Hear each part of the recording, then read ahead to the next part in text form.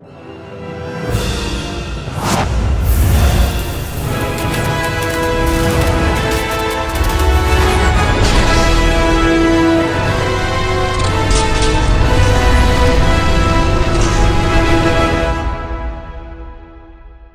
going on, everybody? Welcome back to another video, and in today's video we're going to be talking about Thor Love and Thunder. Directed once again by Taika Waititi and starring people once again like Chris Hemsworth, Tessa Thompson, and many others.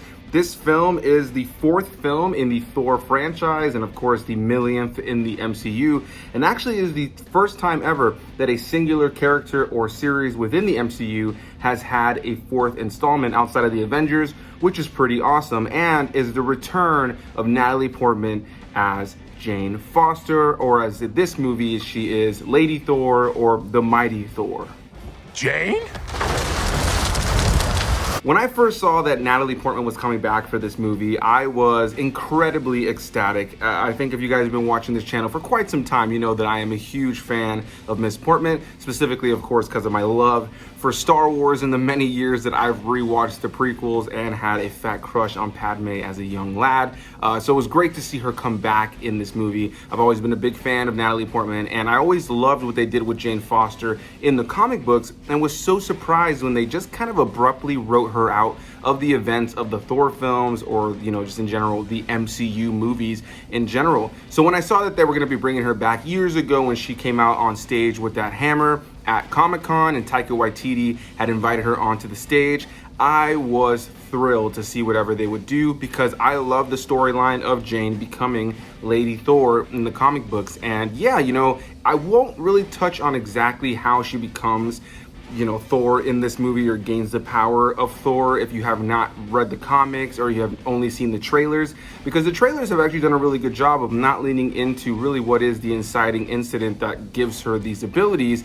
But if you're a longtime comic book fan, you already know what it is. I will say they keep true to that, though they of course do change things up from time to time. But for the most part, they do a good job of, you know, taking that, you know, basic storyline and adapting it here with a new story in the mix. But with all of that said, yeah, Thor Love and Thunder. I thought this was a good time at the movies, really enjoyed myself. It was great to see the cast come back. It was great to see the Guardians of the Galaxy. If you've seen the trailers, you know they're in here. It is a pretty brief appearance, I will say, which was a disappointing element based on the end of Endgame. That seems like they're going to be a bigger part, but I'm sure that'll all come together later on. But it was nice to see them here in this movie. Again, great to see people like Chris Hemsworth. You have Tessa Thompson returning as well, Taika Waititi playing Korg, and then you have people like Zeus in this film, played by Russell Crowe, which I thought was really, really cool. And it was nice to see more gods in this movie. And then one of the biggest names in this movie, Christian Bale, as our villain, Gorr the God Butcher, who, I won't lie, I was kind of disappointed when I initially saw his design for the movie, because I thought they were going to go a little bit more comic book accurate.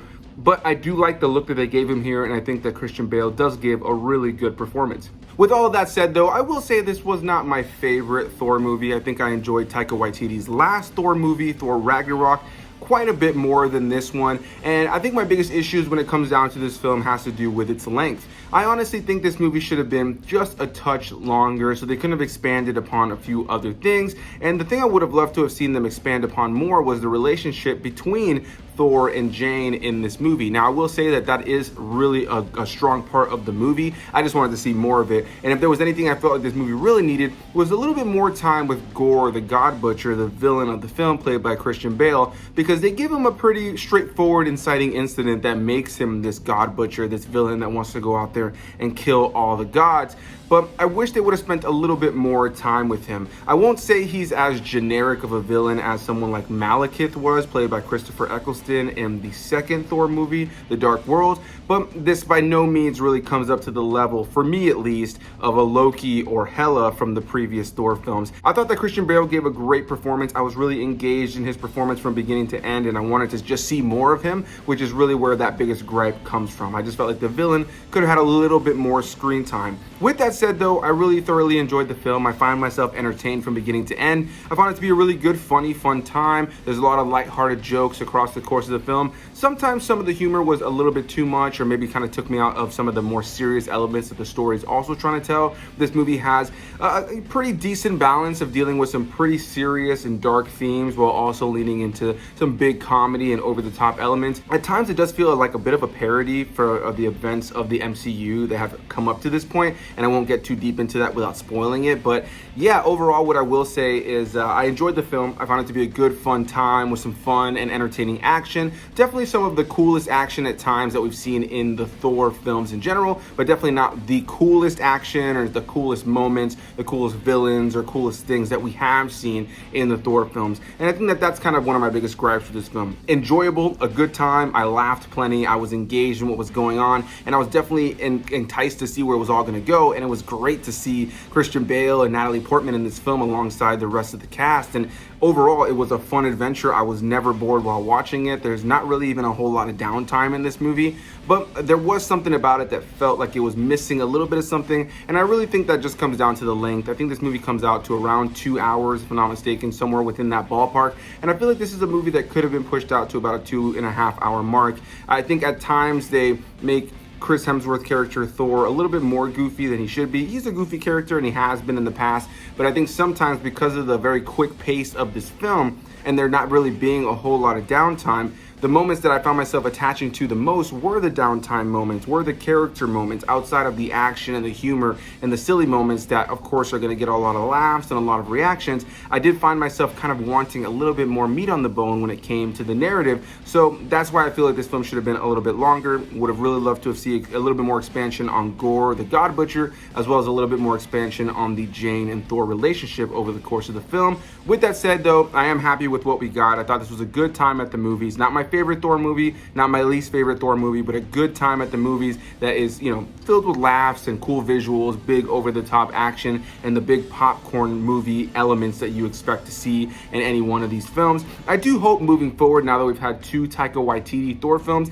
that we move away from Taika Waititi's vibe with Thor. I think one of my favorite part of the Thor films has been seeing different directors come in and do different things with them, whether it works or not. I think sometimes it can create like kind of a lightning in a bottle kind of situation like we did with Ragnarok. So yeah, not as good as Ragnarok in my opinion in terms of the 2 Taika Waititi films, but still a really good Thor film. I really thoroughly enjoyed it. I can see some people being disappointed by this though, because what I will say though is despite enjoying the ride and enjoying a lot about it, I was kind of underwhelmed with the ending of the film. I didn't really find the last bit of the film to be overly satisfying based on the narrative that we had just been following. I will say the post-credit scenes helped with that ending and kind of making it a lot better for me. But I will say that based on the story that we were following, the last 10 minutes or so and the events that played out leading up to the final credits, not that I hated it, I just never really found it to be overly satisfying and fulfilling as an ending for me personally, and I am curious to hear what you guys have to say. So with all that said, obviously you can tell I'm torn on a few bits, but for the most part I found this to be a good time.